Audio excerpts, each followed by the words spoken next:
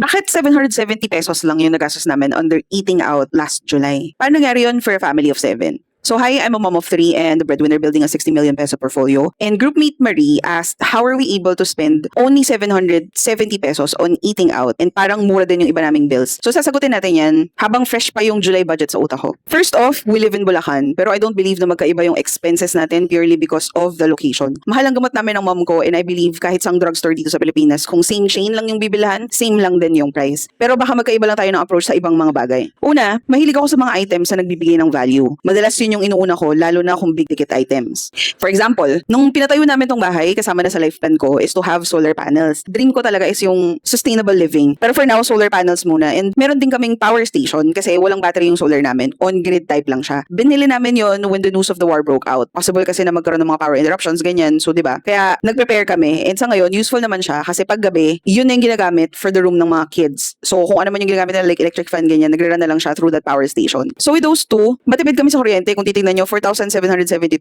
for 2 households. Yung house namin, madalas less than 2,000 pesos lang yan, kahit na 5 kami dito. Doon sa other house, medyo mas malaki siya. Kahit na mom and brother ko lang yung nakatira doon. Sobrang tipid nila sa kuryente. Kahit na tipong electric fan, ilaw, mini fridge, and water dispenser lang naman yung gamit nila. Mas mataas pa rin yung bill nila. Second, hindi man ako nagtatrack ng daily spending namin. Ina-update ako weekly ng husband ko. And anytime na tumataas kami for that week, nag-iisip na kami ng way to pivot for the next week. Kumbaga, paano mag-a-adjust para bumalik siya sa normal spending and maging within budget pa din siya at the end of the month. For example, last month, nagbayad kami ng tuition fee ng 2 kids. We took that out from our cash reserves. Pero since the news of the war nga broke out, medyo nagbawas na rin kami ng spending on eating out for the whole year. Parang pang-events na lang siya muna and special occasions. So, most of the time kasi, yun yung unang-una sa budget namin na parang nagiging strategy to ensure na within budget kami. Plus, yung husband ko yung namamalengke and may motor siya. Sometimes, may mga nabibilan siyang vendors na out of the normal places na mapupuntahan ng mga nagko-commute. And nagkakaroon siya ng mga suki. Parang yung isa naming binibilhan ng meat, nakakuha kami nung mga buto-buto ng baboy, yung mga bias, ganyan, para sa soups ng free. Kasi pag bumili kami ng medyo in bulk, ganyan, so parang minimum 5 kilos, ganun.